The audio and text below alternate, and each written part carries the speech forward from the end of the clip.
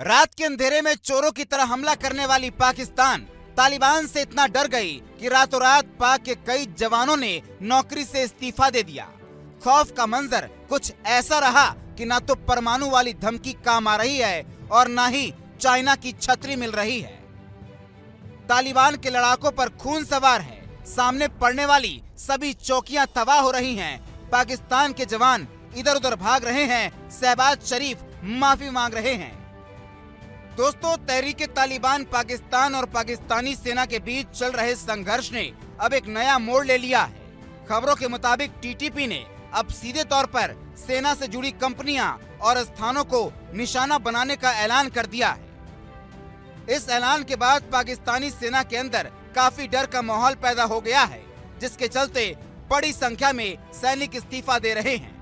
TTP के प्रवक्ता मोहम्मद खुरासीन ने अपने हालिया बयान में साफ कह दिया कि पाकिस्तानी सेना की असली ताकत उसकी कमाई है, जिसकी बदौलत वो पिछले 70 सालों से देश पर अपनी पकड़ बनाए हुए है। खुरासानी ने चेतावनी दी है कि इन आए शोरतों को खत्म करना ही टीटीपी का असली मकसद। दोस्तों, तहरीके तालिबान पाकिस्तान यानी टीटीपी अब पाकिस्तान के लिए नासूर बन गया है। दुनिया में आतंकवाद को फैलाने वाली पाकिस्तान खुद अपने घर में इसे फैलने से रोक न सकी। नौबत ये आ गई कि अब आमने सामने की जंग शुरू हो गई। अब टीटीपी ने अपने लड़ाकों को नया फरमान जारी कर दिया है। पाक सेना पर हमले तो जारी ही रहेंगे, उसके बावजूद पाकिस्तानी सेना के जितने भी गोरख धंधों से पैसे कमाती है वो भी खत्म कर दिए जाएंगे।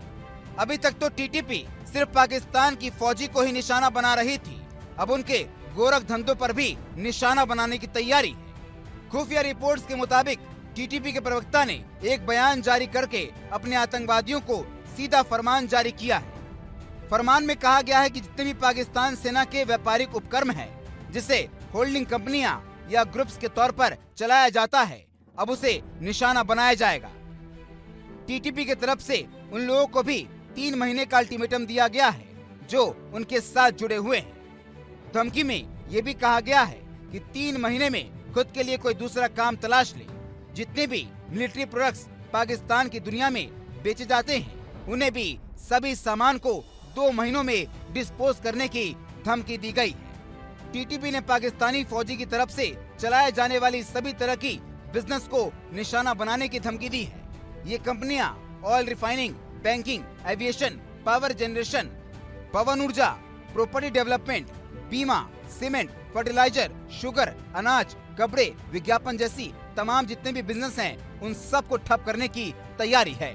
दरअसल दोस्तों, 23 जून 2024 को पाकिस्तानी सेना ने आतंकवाद विरोधी ऑपरेशन लॉन्च किया। नाम रखा गया अंजामे इस्तेकाम। इस ऑपरेशन के 2 अलग अलग पहलू हैं। पहला कि आतंकियों और उनके नेटवर्क को खत्म करना, तो दूसरा तहरीके तालिबान के अफगानिस्तान की तरफ से मिल रही मदद को रोकने के लिए दबाव बनाना।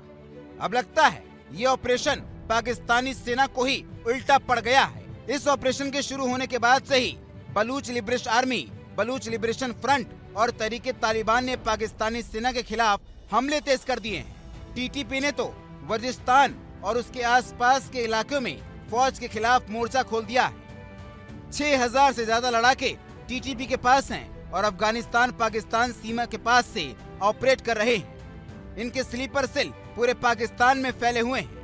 रिपोर्ट्स के मुताबिक पिछले साल 2024 में टीटीपी ने पाकिस्तानी सुरक्षा बलों पर 1750 से ज्यादा हमले किए।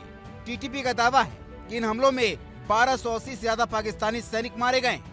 वहीं बलूच लिबरेशन आर्मी ने दावा किया कि उन्होंने 280 जवान मार गिराए।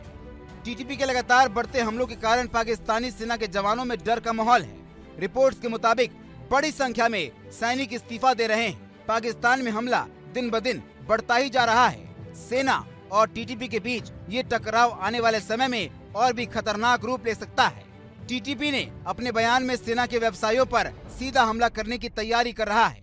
उनका कहना है कि सेना की आर्थिक ताकत को कमजोर करना ही उनका असली मकसद। टीटीपी के इस ऐलान के बाद पाकिस्तान में राजनीतिक और सामाजिक माहौल और आर्थिक तनाव शुरू हो गया है।